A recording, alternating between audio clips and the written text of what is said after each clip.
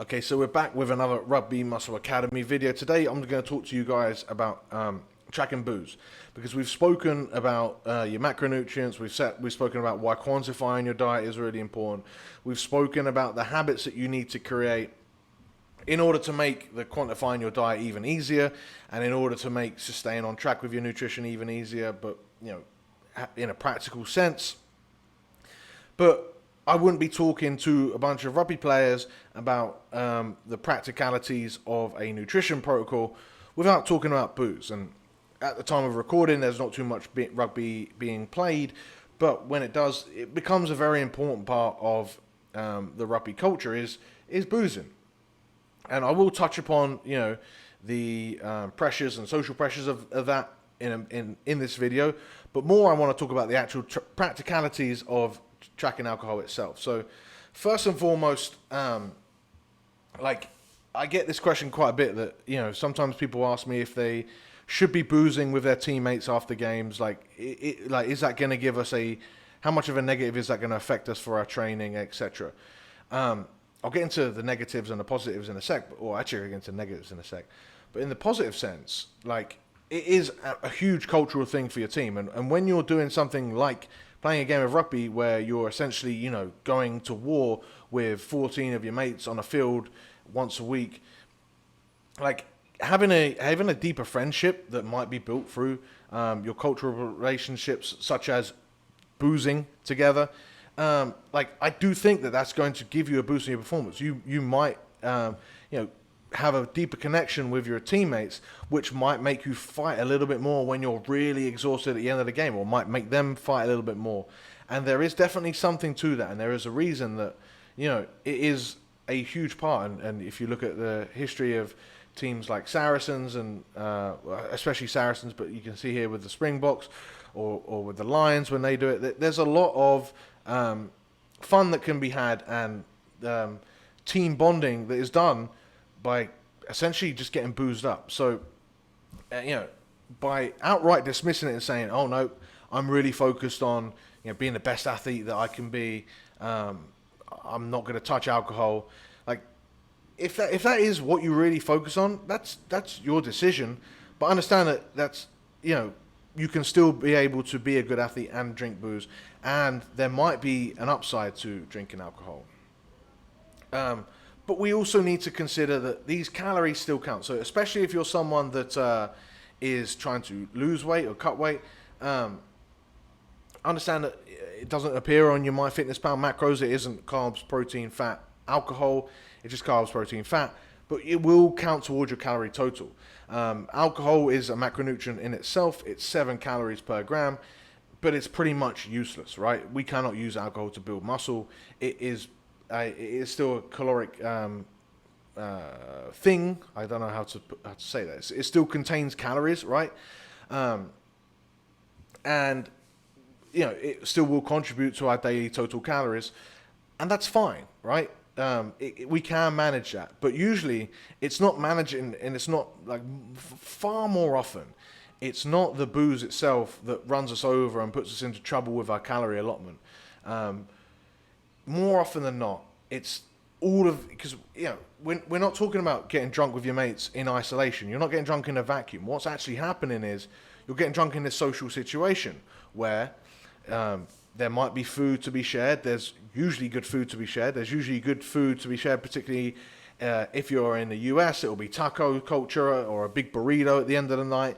If you're in the UK, it's almost certainly the kebab shop on the corner that you're going to head to. Wherever you are in the world, there's usually some sloppy food that can be had either during a night out, at the end of a night out, at the beginning of a night out. That is usually the worst part of it. Or if we look at the food that's eaten the next day because you've got a hangover and you feel rough and you feel the need for some really greasy food to quote unquote soak up the alcohol, that is the food that ends up usually more often than not biting us in the ass. And then in terms of our performance, it still again might not be the alcohol, it might be the hangover. So we're looking there when we're talking about hangover, which is just massive sleep deprivation and dehydration. It's not the alcohol obviously contributes to those things, but it's not the alcohol in itself, it's those other things that alcohol has caused. And so those, and if we're more tired and we're more dehydrated, that's going to lead us to want to eat more shitty foods the next day as well. But that doesn't necessarily mean that we have to eat those bad foods, that we have to get really bad sleep, that we have to eat off plan the next couple days because we're so hungover. We can be able to, well, we are able to negotiate our diet, our nutrition, whilst drinking some booze and staying on track, and that's fine. And here are some tactics that we should be able to get you guys to employ. So first and foremost, and I've said this time and time again with your nutrition, it's prepare. Be proactive, not reactive. And if you can do that, you're going to be able to really stay on track. The first thing I get people to do, or the first thing I do if I know I'm going to be boozing, is I will try and give myself a bit of a calorie buffer. So now your macro targets are no longer protein, carbs, fat. They're just going to be protein and calories. So you're going to still make sure that you hit your protein because you want to be building the muscle. You want to be keeping the muscle that you've got. All the goodness that protein brings, you still want that to happen.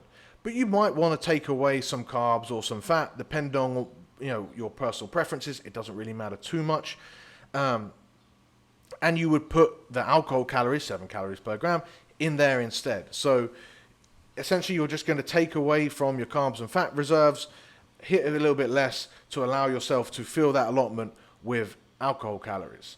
So then you can even be more prepared ahead of time by making sure that you hit your protein, by tracking your entire day before you've gone booze, and make sure that your protein is all accounted for.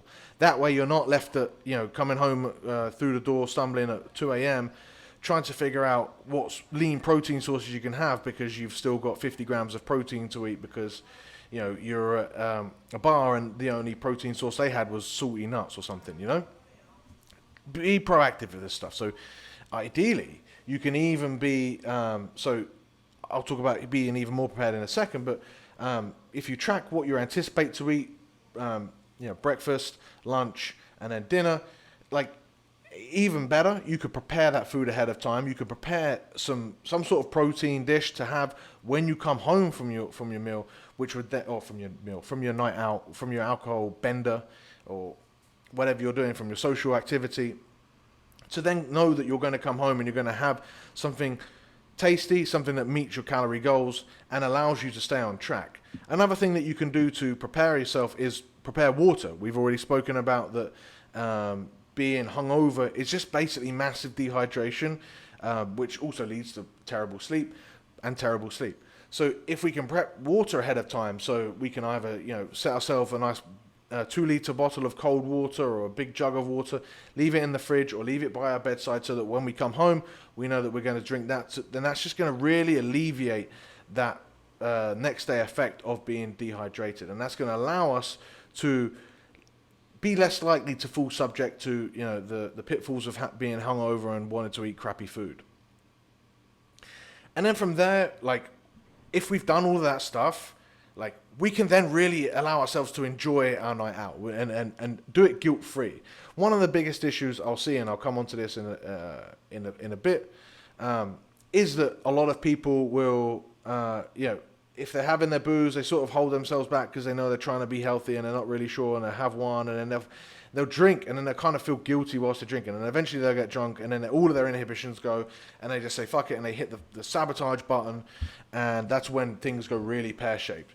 Rather, if you've been proactive, if you've got your protein sorted out, if you've got your hydration sorted out, why not then push yourself to actually even enjoy and get the effect even more? So to do this, I've heard guys like Menno Henselmans before, and the guys at Propane Fitness have suggested a good idea is to really embrace the fact that embrace the effect that you want. So if you're someone that wants to get boozed and you want to get drunk with your mates, that's why you're doing it. Consider drinking on an empty stomach, because that's going to allow you to feel the effects more. I know that I've done it before where I've drunken, Jesus Christ, I feel embarrassed saying this, but half a glass of wine and I'm feeling a little bit tipsy because I hadn't eaten for the 6 hours before that. And that means that obviously it means I'm a cheap date, but it also means that I don't have to take in a whole bottle of wine's calories to get that effect. I can have my half a glass, be tipsy for a bit, and then maybe have another half a glass, and you can see where this goes. So it's a really good tactic to sort of not line your stomach and allow the booze to have the effects that you want it to have. Also, likewise, on the complete opposite end of this coin, or the flip side of the coin, the opposite end of the spectrum, would be that if you were to be someone that wants to just have 1 or 2 pints and doesn't want the effect of being buzzed, then maybe you do have a heavy protein meal beforehand so that you can enjoy your drink, feel full from that drink, and not crave having more and still not be drunk, right?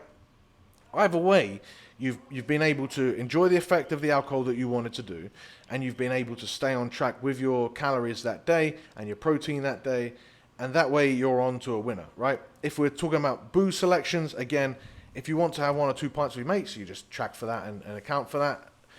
But if you really want to have as much alcohol as you can, we're going to be looking at the liquors because they are less, there's just less of them. Whereas when you're looking at beers, they're going to have more carbohydrates in there, and then overall total calories, versus your wines, or even better, your spirits, your liquors. They're going to have very little in the way of carbohydrate. They're mostly going to be, the stronger the booze, the more it is just heavy alcohol, which is you're only getting the calories from the alcohol, and it also enters the system a lot quicker. So once you've done that, you remove that guilt. You understand what you're doing. You're able to enjoy yourself for less drinks, which is a good thing, right? It's traditionally seen in rugby culture to be a bad thing. You want to be a strong drinker and all that stuff, but remember what you're doing. Remember, you're doing this to get drunk, so don't worry about it. Like this is what you want to do, because now you're able to stay on track with everything and enjoy yourself. Then the next day, we can talk about like your recovery. We've spoken about how you're able to help beat the hangover if you stay ahead of time, if you prepare yourself. We all want to, especially if we want to feel that effect of boozing, we want to feel that effect whilst we're doing it, but we want to avoid that hangover as best as possible. Best ways to do this is to, like I said before, it's the main things that a hangover is massive dehydration and massive lack of sleep. So if you can make sure that you have your water, so you can have alcohol, you can have your whatever, a vodka, Diet Coke, or just shots or whatever, along with a pint of water, and you're drinking that so that you're able to stay hydrated, and you're making sure that you don't dehydrate yourself massively whilst you're sleeping. And we'll see it where once we start to break the seal when we're boozing, we get that clear pee. That means that our body is trying to dehydrate us, and that should be a warning sign that we want to start really drinking in the electrolytes and the water. Well, not so much the electrolytes, but drinking in the water to stay hydrated.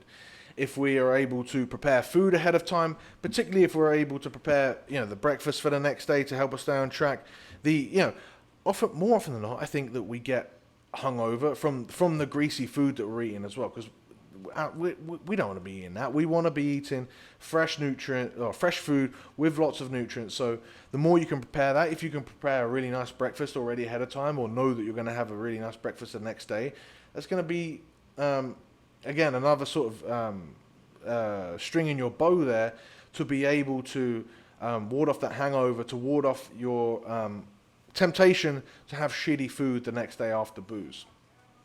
And likewise, if you prepare yourself to have as much sleep, you don't make arrangements for 6 a.m. the next day. You don't make arrangements to go to the gym at 8 a.m. next day. You allow yourself maybe to have a little bit of an eye-in, or to have a little bit of a nap. And then from there, like, as long as you're constantly drinking water, it's going to help you. And the more active you can be, the better, but at a low level. I wouldn't be doing, any sort of absolute high intensity intervals the next day. I'd be looking at just getting out and going for some walks. If you're supposed to train the next day, like, train when you're supposed to. Ideally, not offsetting your whole body clock, right? You're ideally staying on track with this stuff. And that is what's going to help you navigate this sort of difficult thing where we're trying to allow ourselves to enjoy the social side of things, enjoy some booze, even though we know that, like, booze is almost the antithesis of healthy eating, or that's what we perceive it to be. not the case. As you can see here, we're able to enjoy good socials, still stay within our calorie allotment, still stay in our training regime, still avoid that hangover as best we can, and be okay for our, the rest of our training week. Okay. I do think that that's like our best way to navigate this whole system. Now, I have put also here about training when you're supposed to, in terms of like, if you do have a Sunday training session, I would still make sure that, or a Saturday training session if you're not in season, like I would try and make sure that you've engineered it in a way that you're not boozing when you've got a really tough workout the next day. But if it is, like, figure it out so that you can just hit the minimum amount of work. Still get it done. I would still go and tick the box, and even if it's a fucking terrible session, you don't give yourself that guilt because that was a choice that you made, and that's fine. Like, you've still ticked the box. If you're on like the rugby muscle stuff that we're doing here right now, you know that not every session has to be perfect, but every session just to be ticking that box, taking care of what you need to take care of. So in summary, like, after this, like, you should understand that you are in complete control. Drinking is a perfectly fine choice, and this is where I was, what I alluded to earlier.